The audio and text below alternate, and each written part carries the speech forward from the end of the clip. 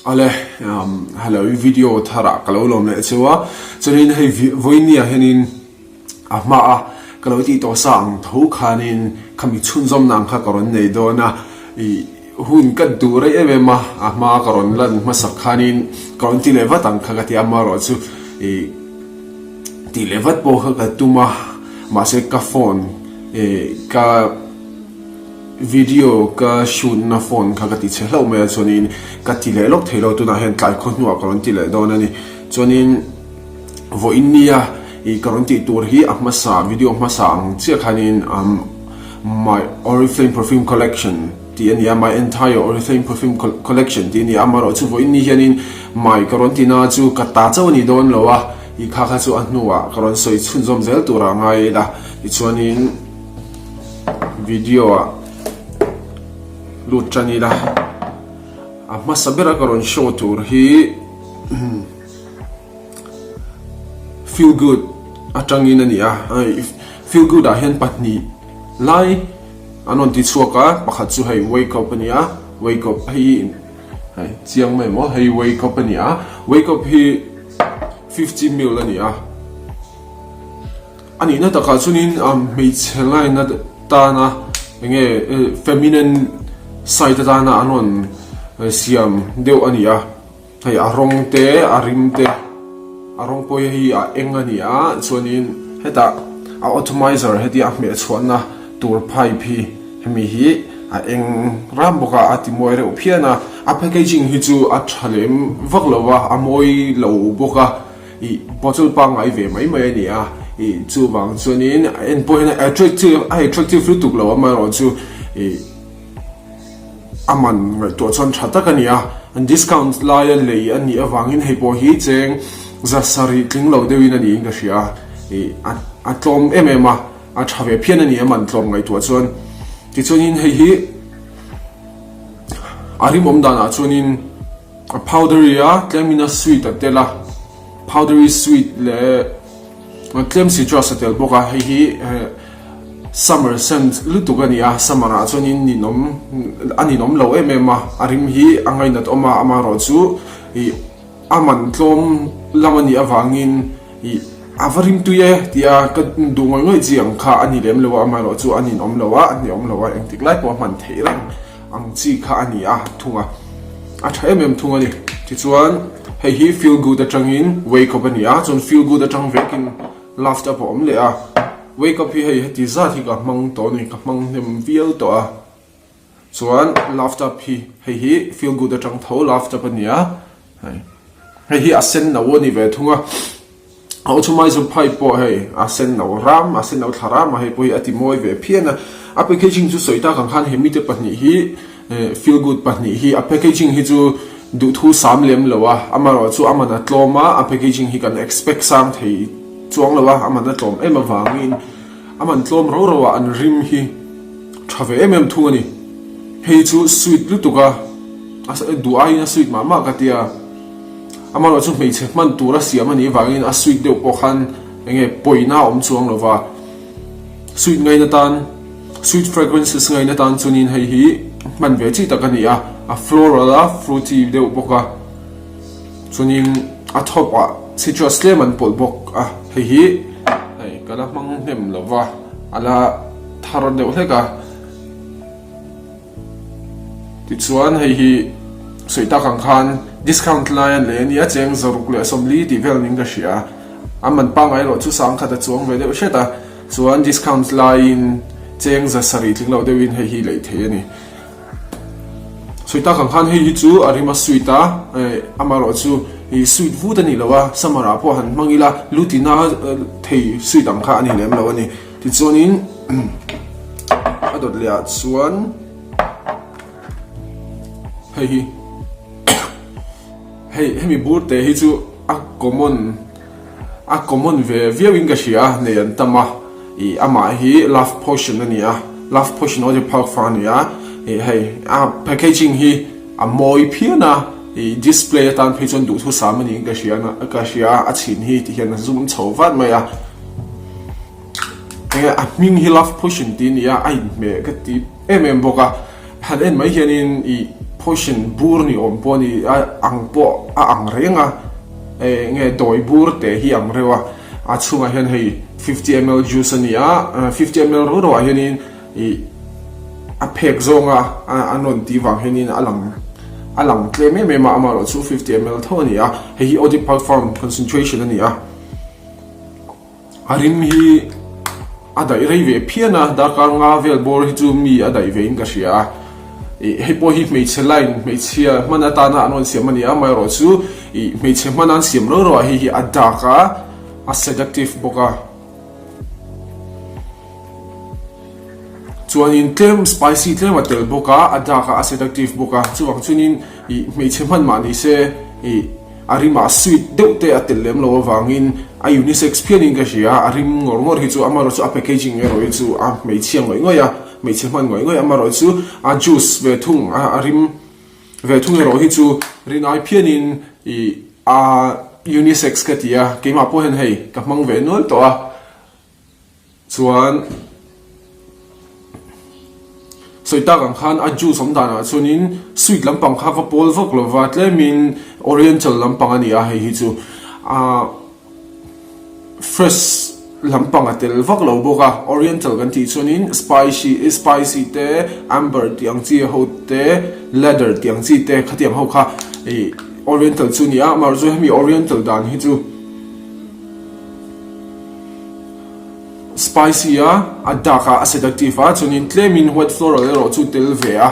amaro chu oriental lama pol ma zogin ka sia hei aman hi cheng sang hi le za sari ti bel ning ka sia a thave viawa amaro chu arim hi angai na tur chi tan lo chuanin arim hi ngai nat om vut lem lo arim enge a strong ma amaro chu soile soinu angai na tur chi tan ero chunin arim a seductive a strong a tha thunga amaro chu summer ai chunin summer day ai chunin winter day te winter night out te summer man du pon lunglu tuk lo lai antinan zana te mo chuawa na te summer night out a han mangila a tha ma date fragrances tan po man tlak ve po tang ring ka sia soita kan khan hei chu mimal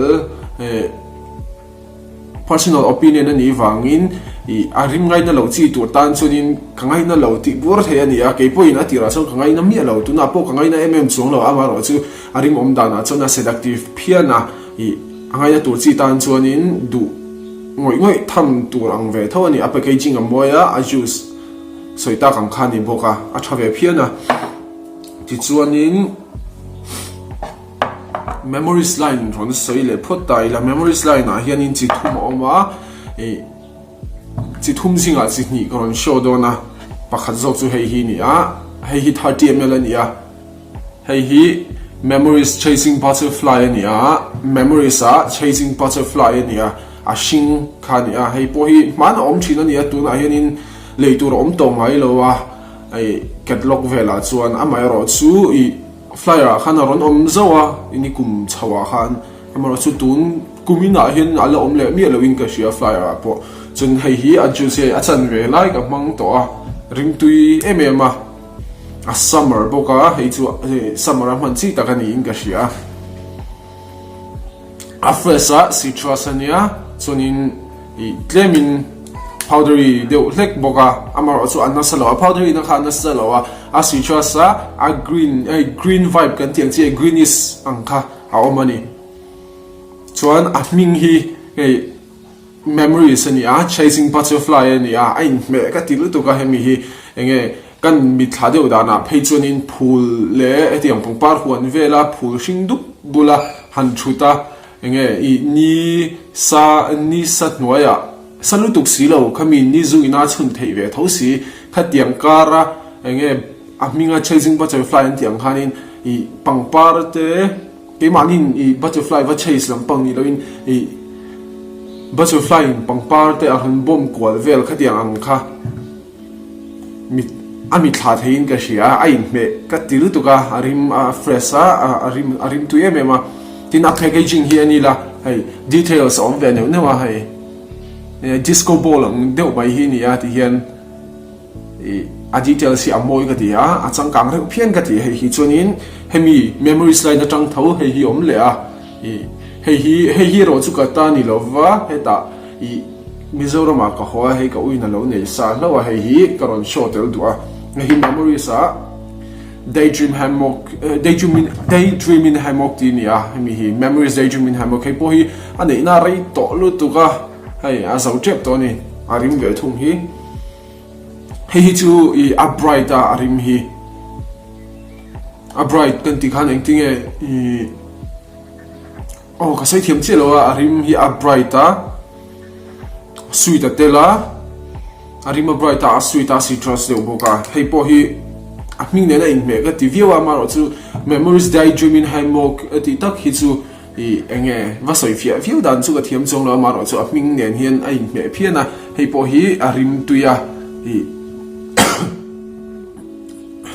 saita kan khan hei po hi I a chuak to lova I India shan tu rom to lova I flyer vela mu chon lang nge chi bo kan ni hemi te pan hi anim tu dun kham mai amaro chu hei a summer vibe de ulek zoka summer man chi de ulek zoka ni a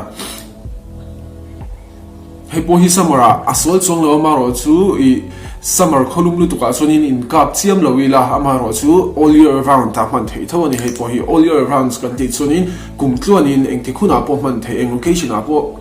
man poi lo chi ani hei po hi arim tuya a tha amaro chu hei a hian a sui de ulek thunga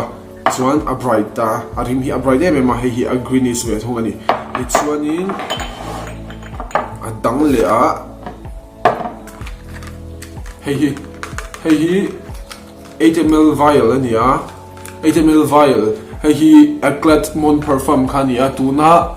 ni kum to paron chuak thar me che perfume ron chuak thar khania Eclat Mon Parfum ania hei hi 8ml vial ania hei hi a boolean kha ka enge display tan phona moi view amaro chu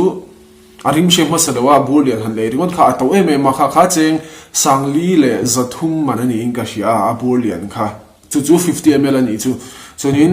8ml hi an a omtel hlo me hi ka cha arim hi kan ni ma choida hang khan nei po hi Mon Parfum ania me chetan anon siam khania me chetan siam ti taka aron sweet le viau me hei po hi atira khanin enge ka base kha sang khom me I Mon Parfum le style perfume kharon so ka style khami pa ani amon kham me chi ani Mon Parfum me chi style perfume me pa ni style kha chu tira khan kan nei deu maya arim tu ye me ma ai karon soi to in garcia blue de chanel de ne po arim hi ai zule ka ti khania amaro chu hei hi anu deu hleka rei to deu hlek nuwa khan kan nei le a chen hemi rim om dan ve thung hi chu asui lutuka kanin kap chinanga hei chu tlem na sweet mama me che man di taka asui po hi om viawa amaro chu me chi a po sweet vun ngai na lo tan chunin summer a chunin lu te po ti hai lek lek thei mai thei ni style perform ani amaro chu arim tui ve viau thawa amaro chu arim hi aman 50ml sangli zathumania ataw ang hu chon arim hi asial ka ti vak lawa chuang chunin ka recommend thui chiam lawanga hei hi chu adu tan chunin leitura la omrenga chen sangli zathumai ngam thei chunin a omreng dona ria aron suana la rei lawa chu amai ro chu kan soile lokanga 50ml to de wale nga lai chunin hei hi 8ml vial hi omrenga 8ml vial han try ve ula sweet ngai na in ni point hemi in try nga arim tu in ti chuanin 50ml kha alele thei tho ni hei chu adai rei don lo shima angai na tan phei chuan amai ro chu in lo ngai na don lo ni phei chuan hemi han le ma sakha a tha hlei hlei ani chu sumin safe anga hei cheng zaruk veli na oma hei ti hemi 8ml te hi zaruk vel khanin le anga chunin cheng sangli zathum ma ngai nat vak lo le ai chun cheng zaruk vel ngai nat viau lo ngai nat lutuk lo le po kha alan na lo zo tho thowa amai ro chu arim hi a performance a tha emema ada area performance ni angin nileng deu thoin darkar sari atanga darkar somvel hi chu dayani arim hian ada area emema nileng ina daya chuawa na ina hanin kapila enge dikant ken tel ngai mi lo ni leng in min dai the ni hei hian ama ro chu hei kala mang lo a hei po hi arim hi a suit ka ti deuh hleka chuwang chunin ka da thari shima ti chuanin a dot le a chuan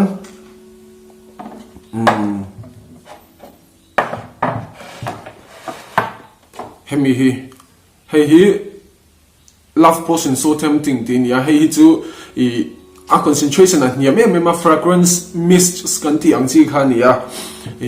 body mist skanti ang chi deuh kha a concentration at niya me ma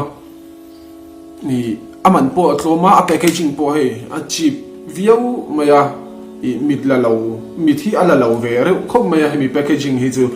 plastic bottle niya plastic ania hei thopon engtin ma che thei lo ang kha niya enge thil thau bur bur ji tan chana thapian mai theya ama ro chu soita kang khanin hei hi packaging a cheapa a concentration at niam boka aman po atlom nge a hei hi 75 ml ania 75 ml a chuan hei hi atlom angrenga cheng zaruk vel ani inga sia zanga tanga zaruk vel chona lei thein ka sia an discount phei chon zathum matanga zanga inkarin a lei thei ani hemi hi an discount lai mu fu phei chuan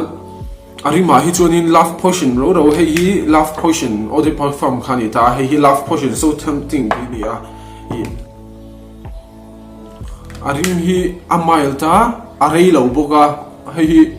ode toilet po ani phalo shima fragrance mist ania rei tur po ni lo expect san thei po ni lo tin a packaging ni china ka soi char a packaging kati hei plastic ania plastic bottle omreng rang hi a packaging hi a thawak lo sa shim ma chonin hei chu ka soi thui wak lo am adu tan chun le olsam amana tloma angai na tom ve phian thei thowa du tan chun amai ro chu anua arim hi mi chman bukani anu emema hei po hi kata ni lowa heta hi ka hoa ka u ta lo omrem chang sa kan ron display chuak ve du shimania ti chuan anu le tuna video ka wan ti lan tur ho zong adang la bang zong po hi heta ka u ta vek ani chu ka ron soi don ani a chan chu story tleng ron soi tel ka duwa perfume hi atirin engtin nge deadline tangin kangai na chho viawa a chan karon soidon ani a chan chu ta hianin kumsang ni le som kumsang hi pakwa kumsang hi som chawa khanin ngai na deu mai patni ivel hi ka nei ya chu ka u ta tho chu ni ya ama chang chen di chuanin kangai na chho chan em mani kha nakina ain ton da in karon soi chho tura ngai ti chuanin ala bang zi nga hian ala bang ho hi chu discontinued ve kan ni to nia leitur rom to mai lo amaro chu tuna kron show tur heiber hi chu mani loka flyer aron oma hei flyer aron oma leina la rei lawala khadeu pap thawa hei po hi discontinued zinga chuanin leitur om le om rem chang ani timai ang chuanin online a po leitur ala om mai thei hei chu ma se tuna chuanin flyer vela aronom tolowa ketlokom tolo boka hemi hi a ming chu LV Firefly ania LV Firefly ania 50 ml ania a packaging hi a sial reu phiana hei amoi reu emema adu le ngai na chi tam phei join hei display shima tan po moi chi ania hei tia han ken po hianin alang moi ngale mem maya arimero chu hei hi klemin sweet citrusy lampang tho khania angai na tom phiana amaro chu tlemin hei hi aron punch na deu hleka tira hian pungent than ti don chon pungent chini chi asilo nge ring ther deu hlekam kha ron strong big deu oma amaro chu kha arei lova engber nge ni po kalo en chiang lova kalo la bel chiang fak lawa amaro chu hei a suita a citrusy a strong ro phian boka hi ode toilet ania ode toilet nge a opening here strong ani maya ada review lo mai thaya kala test lawa shoka zatlat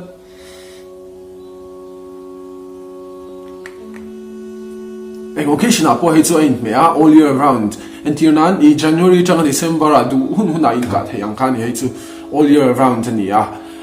arim acha arim hi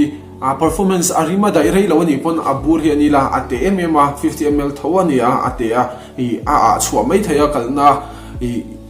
kan nile kan nam du chunin kan beka mang mai tur ania ate alen na ate emma han a khan a rit sak lo bawani chu chuan hi ka soi theizong chu ni se khati zong khati chuanin adang le pakhat chu hei abur hei a juice rong kha a engdeu lek mi in ka shia solo chuan ka shia sual mai thaya hei po hi a rei to lu tu ka mana mi dai ani to a tu na phei chunin a om to lo wanga le tu rom lo online a po mu tur po om to pon ka shia lo hei chu eBay vela chunin a omanga hei hi a ming ultra glam ania arim hi ala shia theideu thakin ka shia tlemin hei po hi mei chepman ania sweet citrusy lampang tho amaro chu hei chu a musky dewa a powdery deuh hlek boka arim 2 ml 50 ml ania ode toilet ania hei chu karon soi thuilu tuk lawanga ultra glam ania hei a packaging a moya glass bottle ania hei details atam mma a moya crystal ang deuh ania hei crystal type deuh hlek ania arim hi soi thui viau lo mai la chhan chu azon na radio hlek to arim hi a hria chin lu tuk thei to lova tin kalo in bo sai lok lo bong nen kalo en lok lo him shuma tuna ka shu dong hanin kala chawa kan tingal ngot khania arim hi alo chiang lu tuk to lo amaro chu ka hria thei china chon a powdery a sweet citrus boka chunin tlem musky tlem kal boka ni atot le chuanin hei hetiang deuh kha pakhat karon tilang to a ma khan Jordani Goldman ki khania ma se hei Jordani man ania Jordani Goldman ni loin hei Jordani man ania Jordani man po hi arim tuye mema ma Jordani Goldman karon ti ang deuh khan khamirim ron chuana kha hemi hi ani hemi atanga anon siam chole flankers ni chu hei hi our original angani ta chuin a flankers chu Jordani Goldman khani ta ni hei amasa khamirim angchi deuh khanin tobacco atela sweet tobacco atela arim tu emma a sedative boka arim hi apa root mai ni hei chu tobacco atel kan tiang khan khami tobacco tel khana ti pa emma ati sedative boka amaro memory lama boy na tlem ma lo full lo me kan siam tha ichon kan soi tran lenga hemi hi ka fragrance ngai na bulin tran na hania ka ngai na emma ya hi en ula signature ania ama karon soi ta kan khan signature hi ka shiat masak berte zingami tila asolong chu arim a chuanin udia spicy oriental diktakania hei ai ud rimanama a oriental boka a juice po a ugdeu ramaya a pai me marim hi eng occasion apo in many hei all year round ka ti boka ai udi ti khanin samara annin om chuang mi alawa hemi rimom dan kha ode toilet ni atlemina mile dewa amaro chu ari phiana dakar sari vel lai chu anam ve inga shia amaro chu ari to de oleka achia ka soi theilova chuan enge a versatile boka all year round ani mai baka a versatile memma dress up le dress down na antinan suit nen po in thom zai la hemi namila a formal MMA rim hi office ate emo income na te biak na te emo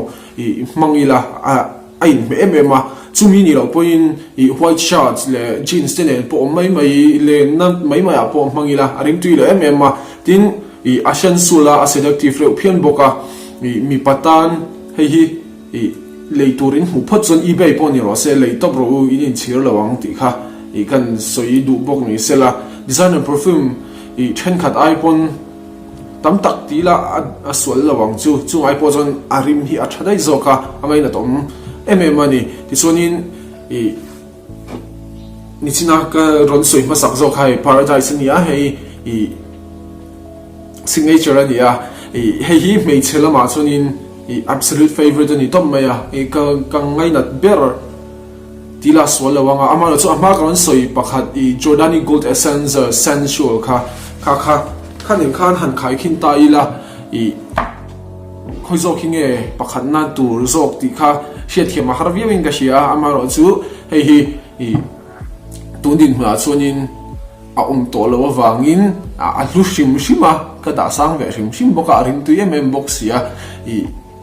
apani khan pakhat na ve chuni ma se hei a to lo na ka ngai lu ma chuan mi pa chuan hei rim tui ber top mai ni hei ka ngai na bera rim tui ka ti ber boka signature ani a chunin hei meisia hei mi pa an sial du ani ti chuanin hei ka perfume ngai na in tran na pani an ni nge a hemi te pani hianin min dry flu to ka ni adang nim bel chang na te nei bel chang na te kha min pe ve a ti khanin khatiang kha alo ni ta chon vo in nia karon show zong kha ka soita kan khan ka ta ve kan ni lo ka ta chu tlem te nia karon show to ang khan ti chuanin han ranking han siam don ta ila nam avai hian khan ni thum linga ruksari riat kwa som kha su ni sa tu avai hian som pali ania voina karon tar lan ho kha a som pali na chuanin hei love potion so tempting hi insan nge ka pe kang 3 out of 10 vel aniam chu chuan adot le a chuan laughed up by feel good hi rim tui ve viau tho a amaro chu kangai na lo a hi chu 5 pela 5 out of 10 dila chuanin adot le a wake up by feel good hei po hi 5 out of 10 tho amaro chu hei ai chon kangai na deu hlek zoka 5.5 ti mang hei hi 5.5 out of 10 chuanin adot le a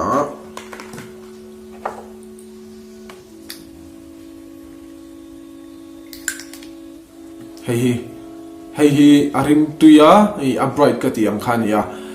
hei hi sang ni 6 out of 10 hei po hi 6 out of 10 tho ni sela amaro chu kangai na mani a pani hian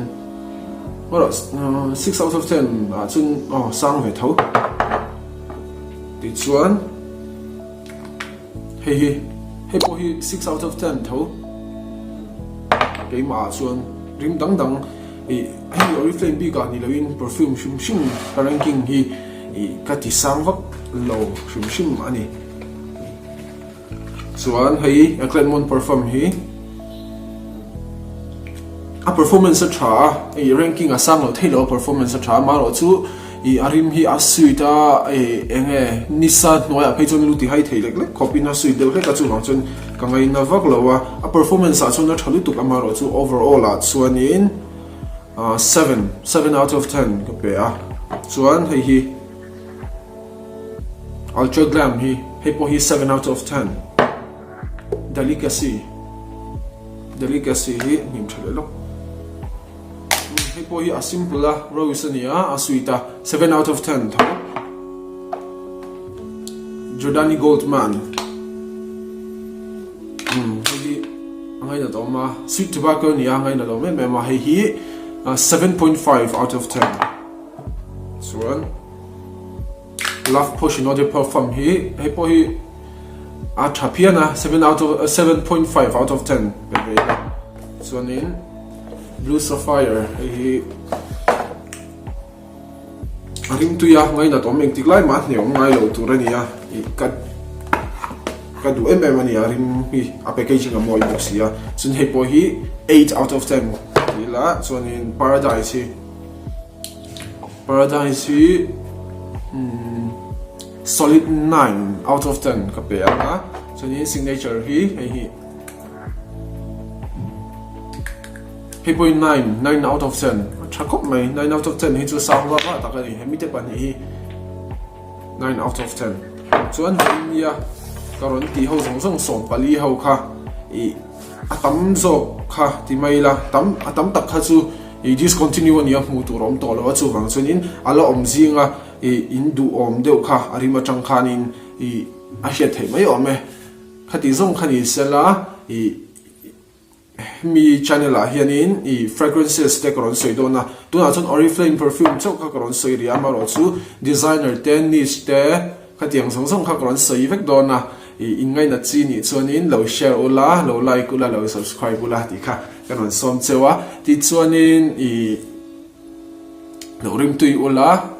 lo confirm ula video dot le kalin hule don ne bye bye vek ule